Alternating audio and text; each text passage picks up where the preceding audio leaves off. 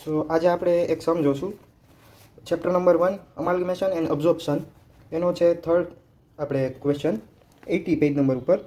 સો આમાં છે જે સાગર અને સરિતા લિમિટેડ આપેલું છે, જેની આપણે અસેટ લાયબિલિટી આપેલી છે, પાછી અસેટ લાયબિલિટી અને સેમ ટુ સેમ આનું પાછળ એનું બધું ડિસ્ક્રિપ્શન છે કે જે two company decided to amalgamate on the 1st April 2021 and the new company called Sangam limited.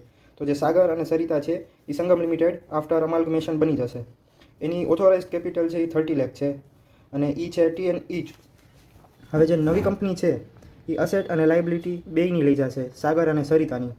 પછી એ જ રીતે સાગરનું છે, સાગર લખ્યું છે કે જે 3 shares of 10 each fully paid in the new company in exchange of every 5 share in Sagar limited. એનો મતલબ એમ થાય કે જે સાગર લિમિટેડના 5 શેર છે એની બદલામાં નવી કંપનીને 3 શેર આપશે. એનું હમણાં હું કેલ્ક્યુલેશન દેખાડીશ કઈ રીતે આવશે. પછી છે debenture holder of Sagar limited were to be allotted such debentures in the new company bring interest at 5%. એ બી હું તમને દેખાડીશ કે એનું કઈ રીતે આવે. પછી આમાં ડાયરેક્ટ આપેલું છે કે કેશ ડાયરેક્ટ 2000 પેડ કરી દીધા, તો આપણે ગોતવાની એટલી જરૂર નહીં પડે. પછી આવશે સરિતા લિમિટેડ. સરિતા લિમિટેડમાં બી એ જ રીતે કીધું છે, જેમાં આમાં છે 3 and 5 વાળું કે જે જૂના છે સરિતા લિમિટેડના એ 5, એના બદલામાં આપણે આપશું નવી કંપનીને 6 લેખે. એ બી હું હમણાં કેલ્ક્યુલેશન કરાવીશ. આ બી સેમ જ છે, ઉપર 5% ઇન્ટરેસ્ટ છે નવી કંપનીમાં આપવાના છે. આ એક નવું છે જે છે 6 rupees in the cache for every 5 share in Sarita limited. એટલે એનો મતલબ એમ થશે કે જે 6 રૂપિયા છે આપણે કેશમાં આપશું જે જૂના 5 સરિતા લિમિટેડના શેર્સ, એની બી હું હમણાં કેલ્ક્યુલેશન કરાવીશ. પછી આ કોસ્ટ ઓફ લિક્વિડેશન છે 200 and 1200 ઇચ, એટલે સાગરના 200 અને 1200 સરિતાના. એ આપણે આપશું કઈ રીતે એની આવશે એ બી હું તમને કહીશ.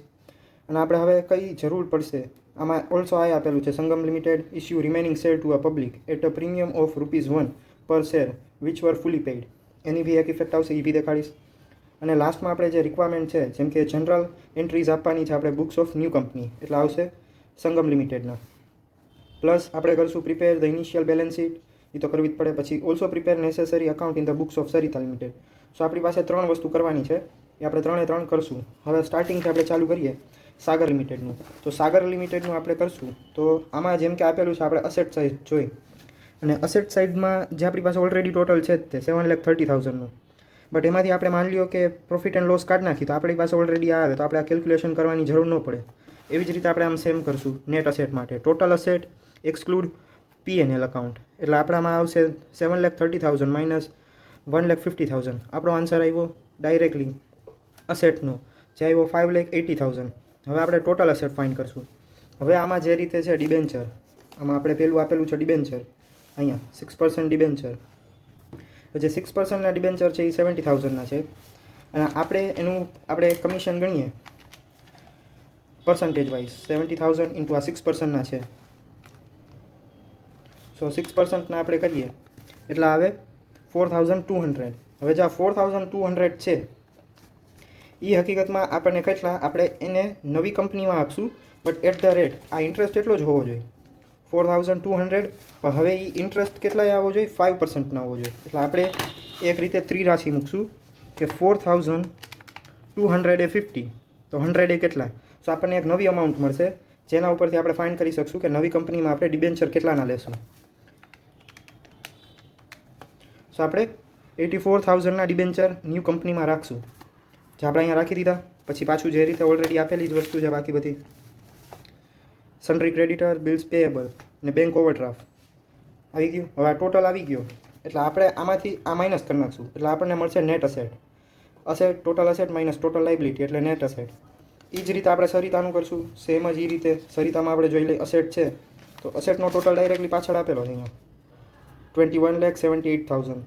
આપણે બધી વસ્તુ જોઈ છે સિવાય કે ગુડવિલ આપણે લઈ જતા નથી ને આપણે લેવાની બી ન હોય, એટલે આપણે એના 1 લાખ એક્સક્લુડ કરી નાખશું. સો આપણી પાસે ડાયરેક્ટલી આન્સર આવી ગયો 20,78,000. એ જ રીતે સેમ ટુ સેમ મેં આમાં કીધું જે ટોટલ લાયબિલિટીઝ છે એમાં ડિબેન્ચર્સ છે, તો ડિબેન્ચર્સ આમાં છે જે છે 3,50,000ના, અને એ છે પર્સન્ટેજ ઓફ 7. સો આપણને મળે 24,500. સેમ ટુ સેમ આમાં બી એ જ રીતે હતું. એ જ રીતે આપણે કરશું કે 5%ના આપણે નવી કંપનીમાં રાખશું. ઇન્ટરેસ્ટ બદલવું ન જોઈએ, આમાં લખ્યું છે would be bring them same amount of interest. એટલે જે નવી કંપનીમાં બી હોય એ બી આટલું જ ઇન્ટરેસ્ટ મળવું જોઈએ, ના વધારે ના ઓછું.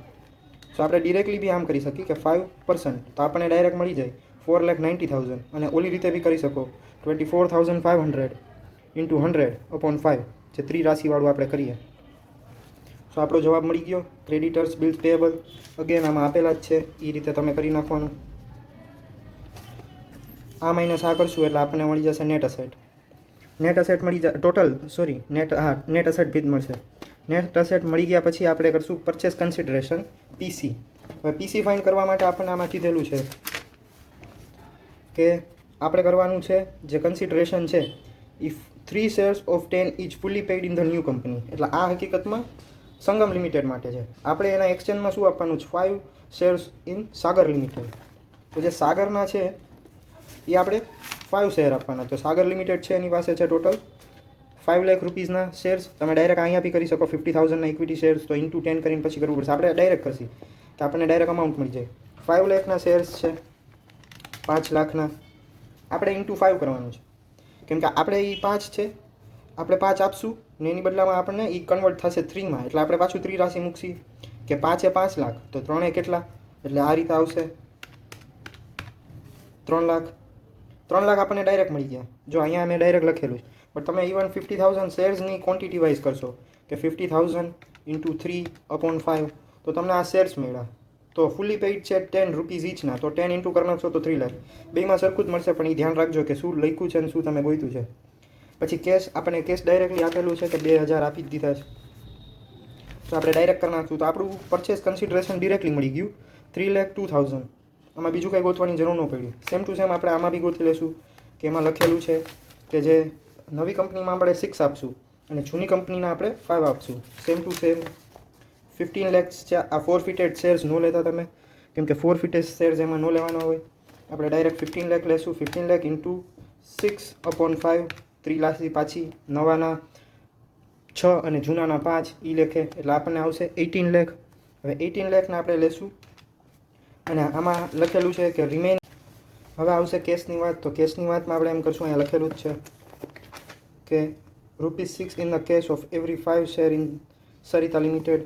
સેમ ટુ સેમ આપણે કરી શકશું કે જેટલા શેર્સ છે એ પ્રમાણે. હવે આમાં હું શેર્સ લઈશ. જે શેર્સ છે 1,50,000 ઇન્ટુ 6 પાછી ત્રિરાશિ/5 1,80,000 કેશમાં આપશું. આપણે 1,80,000 આપી દઈશું. સો આપણી આ બે આપણને મળી ગઈ પીસી પરચેસ કન્સિડરેશન સાગર અને સરિતાની. હવે આવશે આપણે ગોતશું કે કેપિટલ રિઝર્વ બનશે કે ગુડવિલ બનશે. અગર માની લો જેમ કે આપણો કેસ એવો છે કે આપણી પાસે જે છે નેટ અસેટ એ છે 3,36,000 અને આપણી પાસે પરચેસ કન્સિડરેશન પીસી છે એ 3,02,000 છે. સો આપણે આ બેમાંથી ગેપ ફાઇન્ડ કરવાના. ગેપ આપણો હકીકતમાં જે પરચેસ કન્સિડરેશન છે એ ઓછું છે કમ્પેર ટુ નેટ અસેટમાં. સો આપણામાંથી કેપિટલ રિઝર્વ બનશે. જે લખ્યું છે net asset minus purchase consideration. જે આપણે નેટ અસેટની વેલ્યુ છે 3,36,000 માઇનસ 3,02,000 એટલે આપણને મળે 34,000. 34,000 આપણી કેપિટલ રિઝર્વ છે, મતલબ આપણને ઓછા મળ્યા છે. અને સેમ ટુ સેમ જે આ સરિતા લિમિટેડ છે એમાં આપણી પાસે છે નેટ અસેટ છે એ આપણી પાસે છે 15,22,000 ને કમ્પેર ટુ પરચેસ કન્સિડરેશન મતલબ પીસી આપણી પાસે વધારે છે.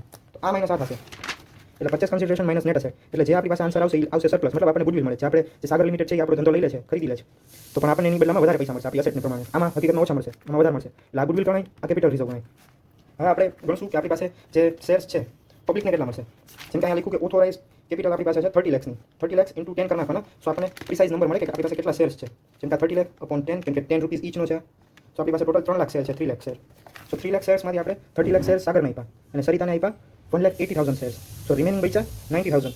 હવે આ કઈ રીતે મળ્યું એ આગળ પાછું અહીંયા આપણે ગણેલું જ છે 30,000 અને 1,80,000 એ અહીંયા છે અને રિમેનિંગ બચ્યા કેમ કે આપણી પાસે ઓથોરાઇઝ છે એટલે આપણી પાસે આટલાની લિમિટ છે. આપણે આટલા શેર્સ બહાર પાડી શકીએ સ્ટોક માર્કેટમાં, સ્ટોક એક્સચેન્જમાં. સો આપણે આટલા જ પાડ્યા. તો આટલા જે છે રિમેનિંગ એ પબ્લિકને મળશે હકીકતમાં. સો પબ્લિકને બી એ જ રીતે કરી નાખી 10 નો શેર્સ આ અને અહીંયા જે 1 રૂપીસ પ્રીમિયમ છે અહીંયા લખેલું છે કે સાગર લિમિટેડ સંગમ લિમિટેડ જે નવી કંપની છે issued the remaining shares to a public at a premium of ₹1 per share which is fully paid.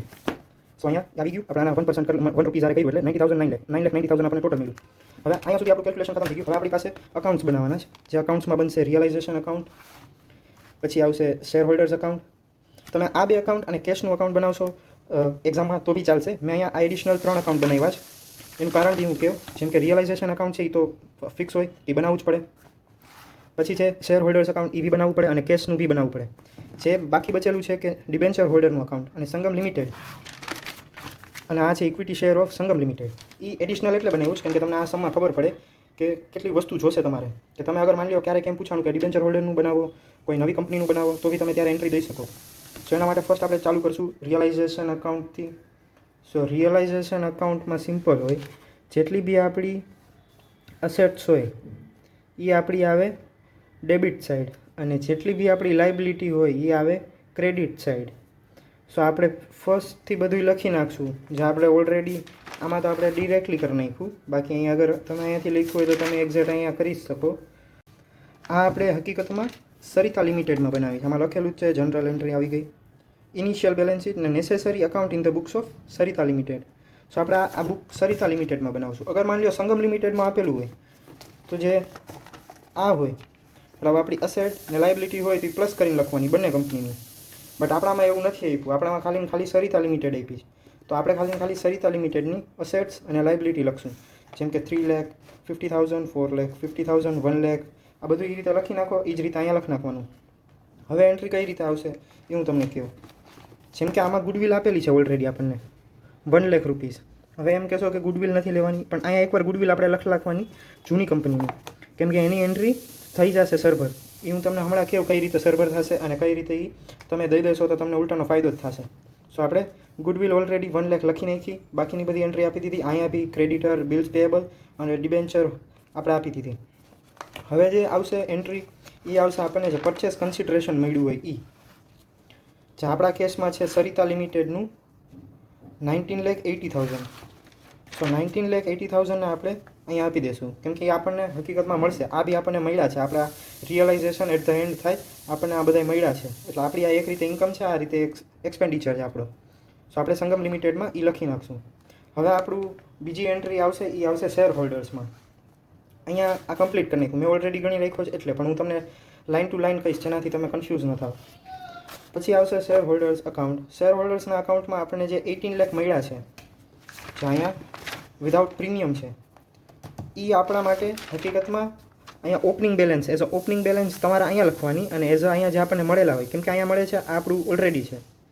So opening balance અહીંયા 15 લાખ લખી નાખશો. જે આપણે અહીંયા 15 લાખ છે એ 15 લાખ અહીંયા લખી નાખવાનું. ફોરફિટેડ બી અહીંયા લખવાના છે, કેમ કે ફોરફિટેડ બી આવે. આપણે કેલ્ક્યુલેશન કરશું કઈ રીતે છે. એટ ધ એન્ડ આપણા સરિતા લિમિટેડ બંધ થઈને સંગમ લિમિટેડમાં થશે, એટલે અહીંયા લખી નાખવાનું. પછી જે બી રિઝર્વ્સ હોય, જેમ કે આમાં છે પ્રોફિટ એન્ડ લોસ છે, ડિવિડન્ડ, ઇક્વલાઇઝેશન ફંડ છે, રિઝર્વ ફંડ્સ છે, એ બી અહીંયા લખી નાખવાના. હવે અહીંયા સુધી તમે લખી નાખ્યું અને આ તમે લખી નાખ્યું, અને સાથે સાથ તમારે અહીંયા આ કમ્પ્લીટ થઈ ગયું. હવે તમારે જે એન્ટ્રી આવશે એ એન્ટ્રી આવશે તમારી કેશની. હવે કેશની તમે અહીંયા એક વારમાં બી એન્ટ્રી આપી શકો, પણ અત્યાર પૂરતું આપણે હોલ્ડ રાખશું અને ડિબેન્ચર હોલ્ડરને આપશું. સો ડિબેન્ચર હોલ્ડર આપણી પાસે ઓલરેડી આપેલા જ છે. જે આપણી ઓપનિંગ બેલેન્સ છે, જે અહીંયા છે આ 7%ના ડિબેન્ચર જે છે 3,50,000ના. સો એ આપણે ઓપનિંગ બેલેન્સમાં એઝ અ ક્રેડિટ સાઈડ લખશું. હવે આપણે આ ફાઇન્ડ કરેલા છે, જે આપણે આગળ અહીંયા ફાઇન્ડ કર્યા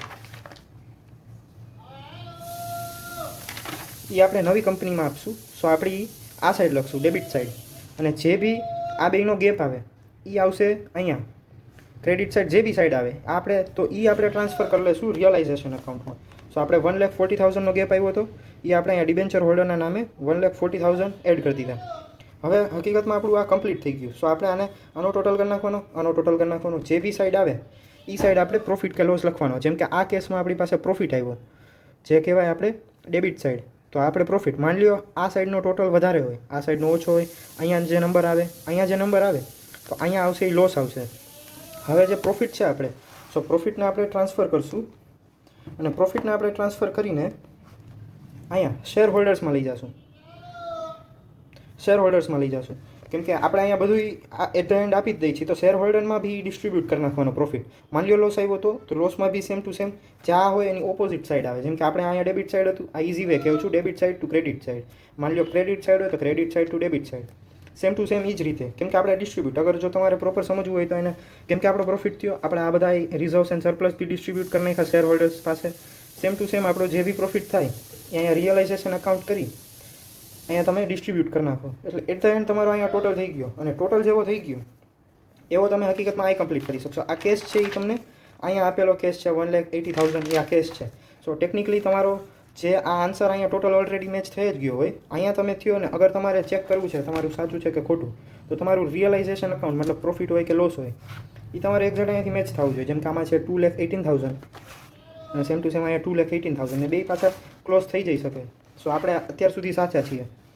હવે માની લો આગળ જઈએ તો આ જે કેસ આવ્યો હતો એ આપણે કેસમાં જ હકીકતમાં મળ્યો છે, પણ એ શેર હોલ્ડર થ્રુ મળ્યો. તો શેર હોલ્ડર ને આપણે એને આપશું નવી કંપનીને, એટલે સંગમ લિમિટેડ. એટલે આ અહીંયા ડેબિટ ટુ ક્રેડિટ અને આ છે એ સંગમ લિમિટેડને મળશે.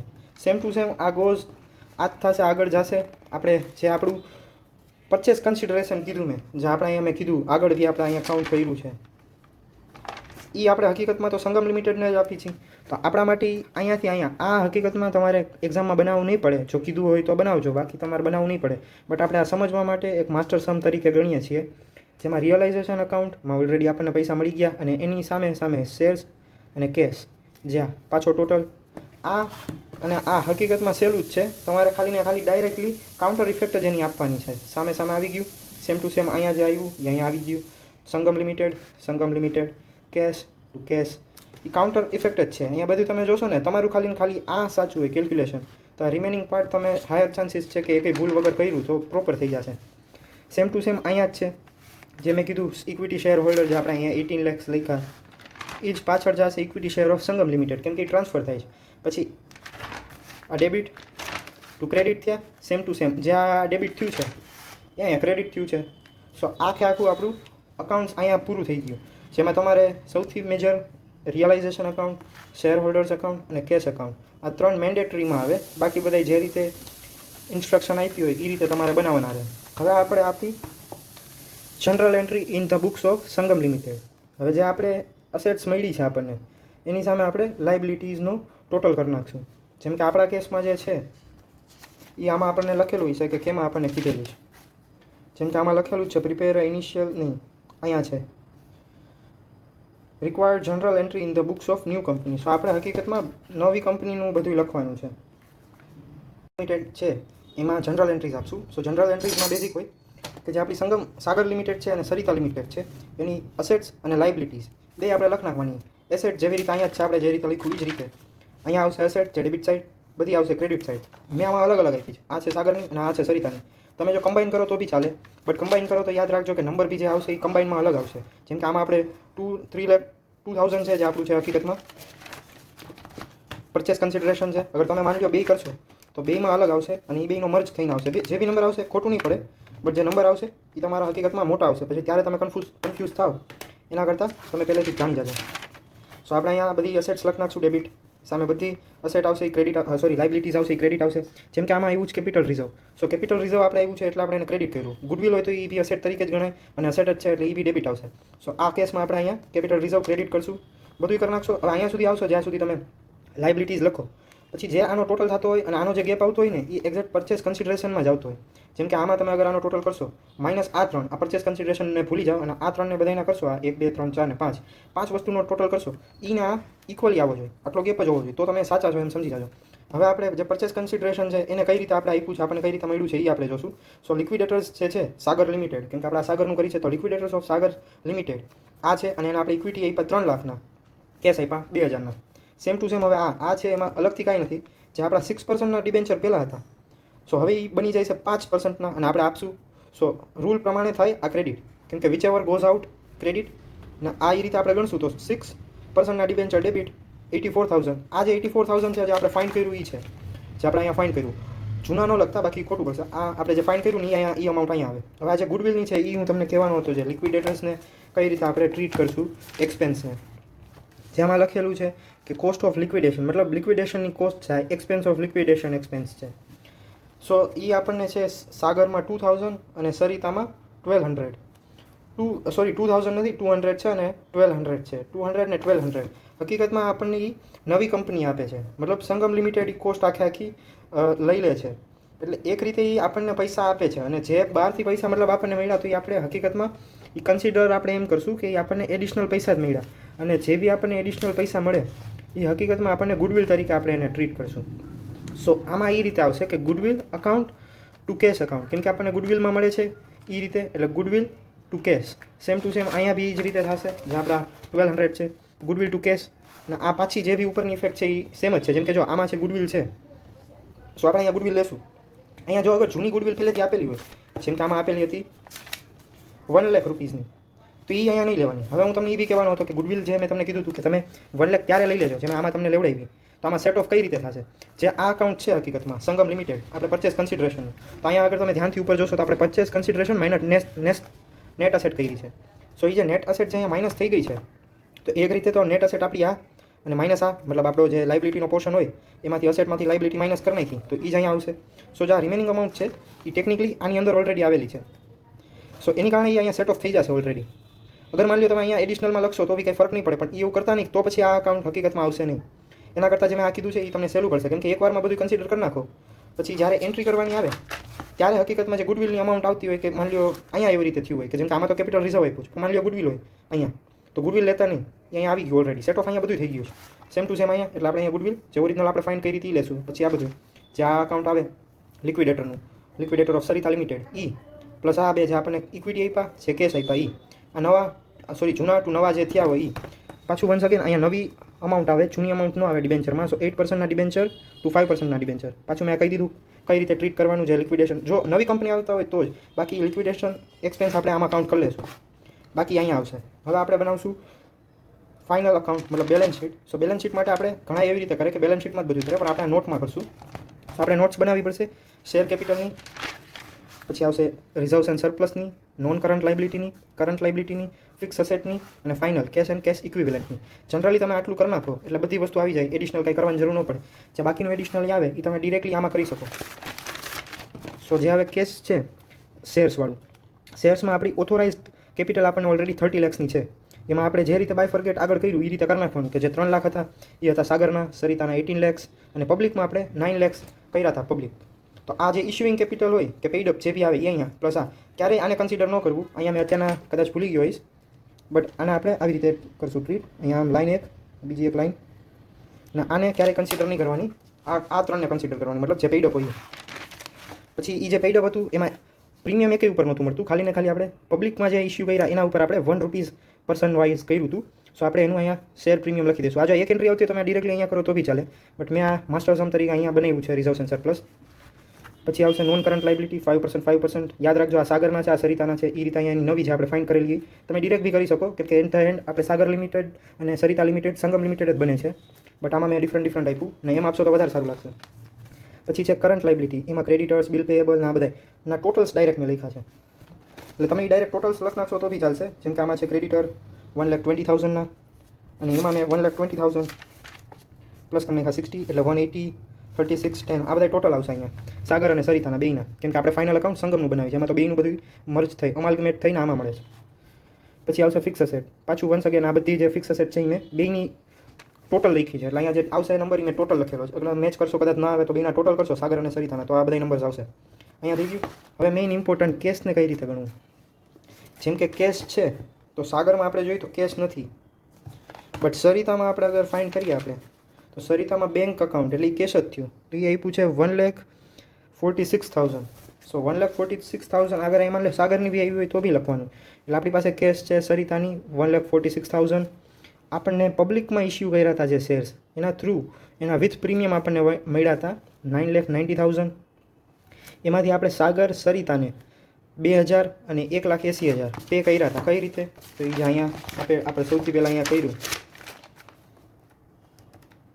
એ હકીકતમાં અહીંયા અકાઉન્ટ આવે, કેમ કે આપણે એને પે કર્યા હતા. સો આપણી પાસેથી કેશ જાય છે તો એ ઘટે છે બધું, એ અહીંયા આવશે. અને જે આ લિક્વિડેટરને જે પે કર્યા છે 1,1,400 રૂપીસ, જે 200 અને 1200 વાળું છે જે એ છે, એટલે આ 1,400 રૂપિયા એને જે બધું થઈ જાય એ ડાયરેક્ટ અહીંયા લખી નાખવાનું. હવે આને એટલે કર્યા નોટ્સ, જેનાથી અહીંયા તમને સહેલું પડે. અહીંયા ડાયરેક્ટ લખો, અહીંયા લખી નાખો નોટ્સમાં 1 જાય હોય, 2 ડાયરેક્ટ, 3 ડાયરેક્ટ, 4 ડાયરેક્ટ, એ રીતે આનો ટોટલ અહીંયા આ લાઇબિલિટીઝનો આપણે ઇક્વિટી એન્ડ લાઇબિલિટીનો ટોટલ થઈ ગયો. સેમ ટુ સેમ અહીંયા આપણે અગર તમે ગણી નાખ્યું ઓલરેડી તો નોટ્સ લખી અહીંયા બધો એનો ટોટલ આવી ગયો. હવે મેઇન ઇમ્પોર્ટન્ટ વન આ જે ગુડવિલ છે, તો ગુડવિલ હકીકતમાં આપણી પાસે ટોટલ 4,58,000 આપણને મળી, જે સરિતા થ્રુ મળી હતી. બટ આમાં તો આપણને કેપિટલ રિઝર્વ મળ્યું હતું. સો આ અમાઉન્ટ માઇનસ આ અમાઉન્ટ કરવાનું, કેમ કે એટ ધ એન્ડ આ એને એડિશનલ આપી હતી ને આ એને ઓછા મળ્યા હતા, એટલે અહીંયા એ જ રીતે ટ્રીટ થશે કે 4,58,000 પ્લસ માઇનસ 34, ને આ જે પ્લસ છે જે મેં આગળ હમણાં એન્ટ્રી કીધી જે લિક્વિડેટર્સવાળા જે છે 1,400 એ જ છે જેને આપણે ગુડવિલ તરીકે ટ્રીટ કરી હતી 200 અને 1200. સો એ કરી નાખો, જે નંબર આવે અહીંયા લખી નાખવાનો. બાકી બધાના તો નોટ્સ બનાવેલી છે. સ્ટોક ડેટર કેશની આપણે બનાવેલી, આ બે ટોટલ કરી નાખો બે કંપનીનો જે આવે એ તમારો અહીંયા આ અને આ ટોટલ મેચ થઈ જવો જોઈએ. અહીંયા થઈ ગયું તો તમારું આખે આખો સમ કરેક્ટ છે, એ કંઈ ભૂલ નથી. Thank you.